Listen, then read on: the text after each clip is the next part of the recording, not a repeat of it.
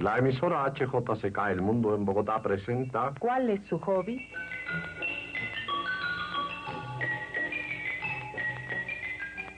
Un programa que se puede escuchar los días lunes a las 8:30 de la noche.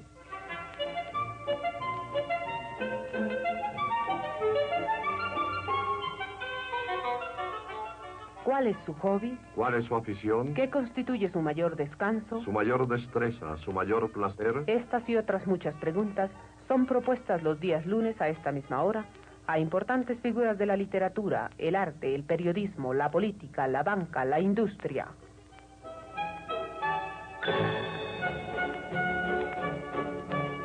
¿Cuál es su hobby? Un programa nuevo y distinto que revela el aspecto más humano y menos conocido de los personajes más destacados del país. Arturo Camacho Ramírez, organizador de estos programas, dialoga hoy acerca de sus hobbies con el prestigioso periodista colombiano Gabriel García Márquez. Dice Camacho Ramírez: Esta noche, amables radioyentes de este programa, vamos a pasearnos en el país de la onda larga por un hobby de magia y poesía, con la imaginación conducida por la mano experta en sortilegios y otros devaneos de Gabriel García Márquez, Gabito para sus íntimos. García Márquez nació en Aracataca y desde entonces ha vivido en olor de literatura y de sonrisa. Porque Gabito, a quien ya conocen y admiran suficientemente los lectores del Espectador, es un excelente escritor literario, además de sorprendente periodista y hombre de humor en todos los instantes de su vida. Ganador del primer concurso nacional de cuento patrocinado por la Asociación de Escritores y Artistas de Colombia, con premio cedido generosamente por el socio Luis Guillermo Echeverry, demuestra en sus cuentos toda su originalidad y maestría literaria.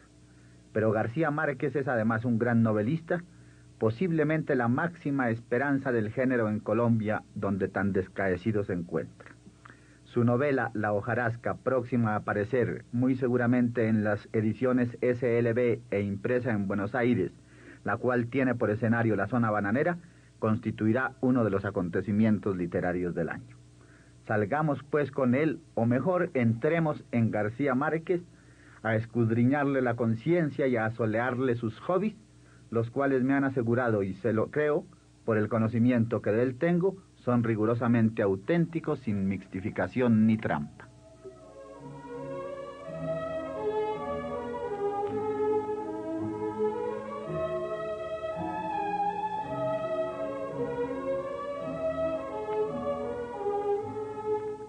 Mi querido Gabriel, ¿cuál es su hobby?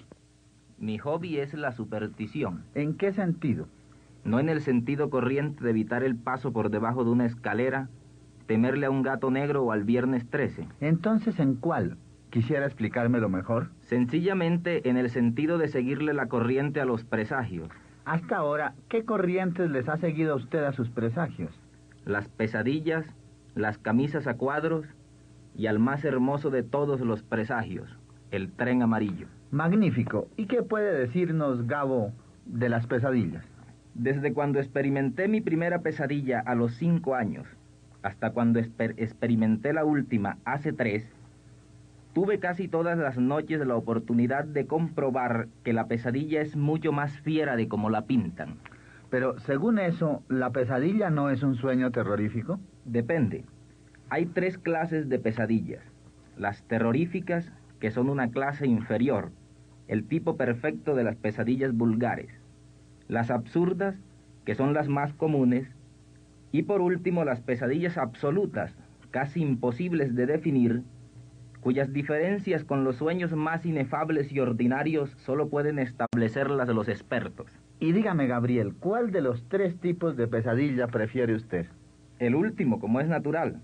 El primero está reservado exclusivamente a los aprendices.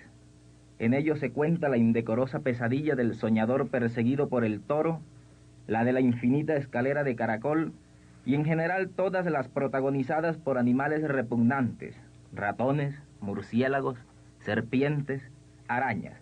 Son pesadillas demasiado fáciles, que por lo general se evitan con un buen laxante como el delirium tremens. ¿Y las pesadillas absurdas? Lo más absurdo de ellas es que todavía exista quien las padezca.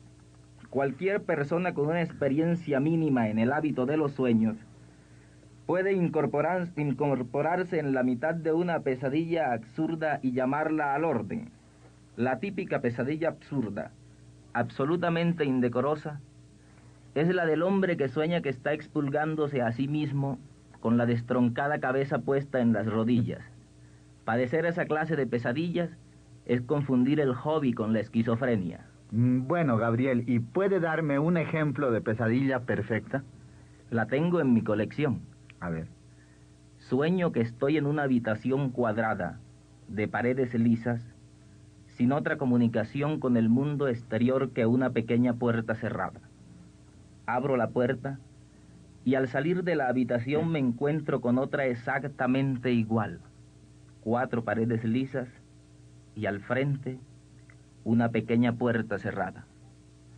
Intrigado, abro esa segunda puerta y me encuentro en una tercera habitación exactamente igual a la anterior, y luego en una cuarta, y en una quinta, y en una sexta. ¿Cree usted que la galería no tenía fin? No podía tenerlo, porque en realidad yo no me había salido nunca de la primera habitación. Lo que realmente ocurría era que yo estaba saliendo indefinidamente de una habitación para entrar indefinidamente en ella misma. Es mi pesadilla perfecta. Muy buena en realidad. ¿Y tiene otra pesadilla interesante? Tengo otra, no perfecta como la anterior, pero sí más poética. Ajá, veamos. Estoy sentado en la misma habitación en que duermo y veo frente a mí, tranquilamente sentada, una mujer que ha muerto hace mucho tiempo. En el sueño yo sé que ha muerto por la manera de mirarme y por la manera de decirme en silencio que está dispuesta a responder a una pregunta que me intranquiliza. Le pregunto, ¿cuándo me voy a morir? Y la mujer, impasible, me responde, cuando te empiece el cansancio del brazo. Magnífico. ¿Y cree usted que uno puede orientar sus propias pesadillas? Lo creo. Y es eso precisamente lo que determina el final del hobby. Después de haber reducido al mínimo mi colección de pesadillas, comencé a repasarla 2 o 3 veces por semana, hasta cuando me familiaricé tanto con ella que no volví a experimentarlas jamás.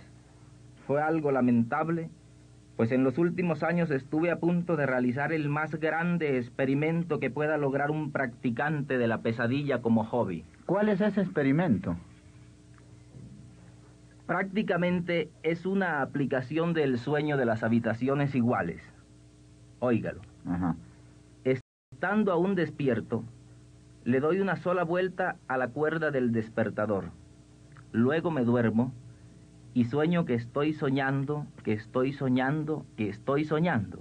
O más claramente, que estoy en un quinto sueño que está metido dentro de un cuarto sueño, y este dentro de un tercero, y este dentro de un segundo inmediatamente anterior a la realidad. Si usted se encontrara en esas circunstancias, ¿qué haría cuando sonara el despertador? Pues muy sencillo. Despertaría del quinto sueño al cuarto sueño, del cuarto al tercero, del tercero al segundo. Exacto. Pero al llegar al tercer sueño, deja de sonar el despertador. Y al despertar a la realidad, usted no puede saber si es esa la realidad porque ya el despertador no está sonando. Tratando de identificar la realidad, usted seguirá despertando hacia atrás, de la realidad al sueño, de un sueño a otro, hasta cuando se convenza de que se ha pasado de largo por la realidad. El juego consiste en perderse en una infinita galería de sueños iguales a la realidad, hasta cuando no se sepa cómo despertar dentro de esa confusión de sueños iguales. Es un juego ideal que puede prolongarse hasta la muerte. Y dígame, por no haber podido realizar ese experimento, ¿abandonó usted el hobby de las pesadillas? No exactamente, pues no es uno quien abandona las pesadillas, sino las pesadillas las que lo abandonan a uno. Al abandonar el hobby de las pesadillas, me dediqué a seguir los presagios de las camisas a cuadros. ¿Y en qué consiste, mi querido Gabriel? En coleccionar camisas a cuadros, pero no de cualquier manera, sino con un sentido de superación. Se trata de comprar una camisa a cuadros notoriamente indiscreta, luego otra más indiscreta que la anterior, y así sucesivamente hasta llegar a la número 80. ¿Y por qué la número 80? Porque la camisa número 80 es la camisa del hombre feliz.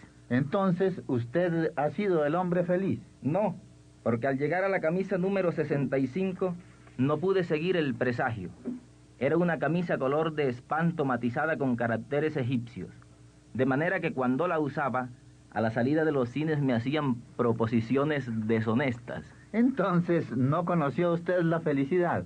No la conocí personalmente, pero la vi a 15 camisas de distancia. Y en su hobby de las supersticiones, ¿qué último presagio ha seguido usted?